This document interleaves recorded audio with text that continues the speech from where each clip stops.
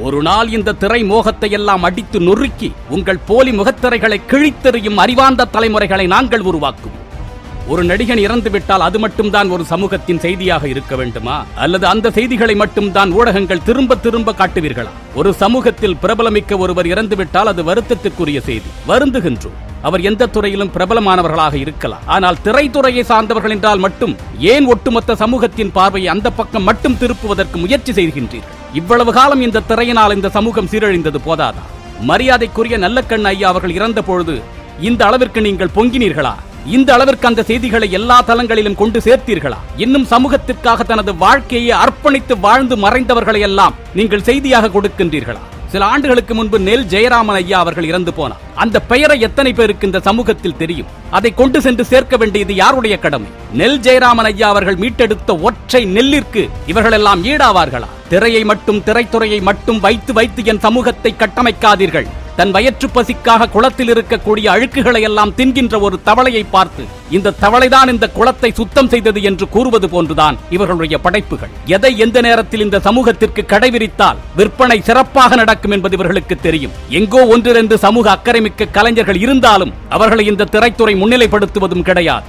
இன்றைக்கு வரைக்கும் ஒரு பெண்ணை ஆட வைத்து அவளை சுற்றி 1000 நபர்கள் அமர்ந்து வேடிக்கை பார்த்து கைதட்டுவது போன்ற ஒரு சிந்தனையை பெரும்பாலான படங்களில் காட்சிப்படுத்துகின்றார்களே, இதுதான் அவர்களின் உண்மையான படைப்பு சிந்தனை. சர்ச்சைக்குரிய வார்த்தைகளை பயன்படுத்தி காட்சிகளை பயன்படுத்தினால் இந்த சமூகத்தின் கவனத்தை ஈர்க்கலாம் என்று நினைக்கக்கூடிய இந்த கேடுகட்ட சிந்தனை தான் இவர்களுடைய தராதரம். கொண்டாட வேண்டியவர்கள் ஆயிரக்கணக்கான பேர் இருக்கையில் கூத்தாடிகளையே திரும்ப திரும்ப கொண்டாடி கொண்டே இருக்காதீர்கள். இவர்கள் எந்த அளவிற்கு படைப்புகளை கொடுத்தார்கள் என்று நீங்கள் கொண்டாடுகின்றீர்களோ அதைவிட மோசமான சீரழிவுகளை சமகாலத்தில் ஏற்படுத்தி கொண்டேதான் இருந்திருக்கின்றார்கள். இவர்களின் வெற்றி படங்களை எல்லாம் ஒரு முறை மறுபடியும் போட்டு பாருங்கள். அப்பொழுது தெரியும் நான் கூறுவது. ஒரு காலத்தில் முருங்கைக்காயை கையில் வாங்கிக் கொண்டு நடக்க முடியாத சூழ்நிலையை பெண்களுக்கு ஏற்படுத்தியதும் இதே துறைதான். தமிழா, திரைமோக அடிமையிலிருந்து வெளியில் வா.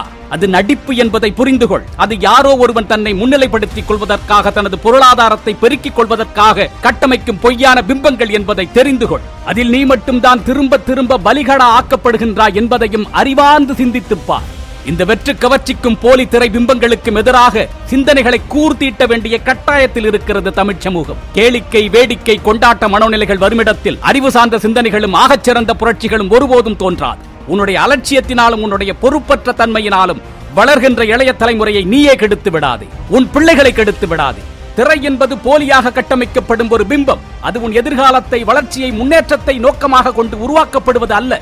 ஆனால் உன்னுடைய எதிர்காலத்திற்காக, உன்னுடைய நலனிற்காக தன்னலமற்று போராடி கொண்டிருக்கக்கூடியவர்கள் இங்கு லட்சோப லட்சம் பேர் இருக்கின்றார்கள். அவர்களை கொண்டாடு. அவர்களுக்கு பின்னால் செல். அவர்கள் சிந்தனையை கொண்டு சேர். இல்லை என்று சொன்னால் உன் தலைமுறை உன் கண்முன்னே சீரழிந்து போவதை ஒரு நாள் நீ வேடிக்கை பார்க்கக்கூடிய சூழல் உருவாகும். கவனமாக இரு. திரைக்கவர்ச்சியை தூக்கி எறி. அறிவை கையில் எடு. அறிவார்ந்த ஒரு தலைமுறையை உருவாக்குவதற்கு தலைமை ஏற்கவா அறத்தமிழனாக.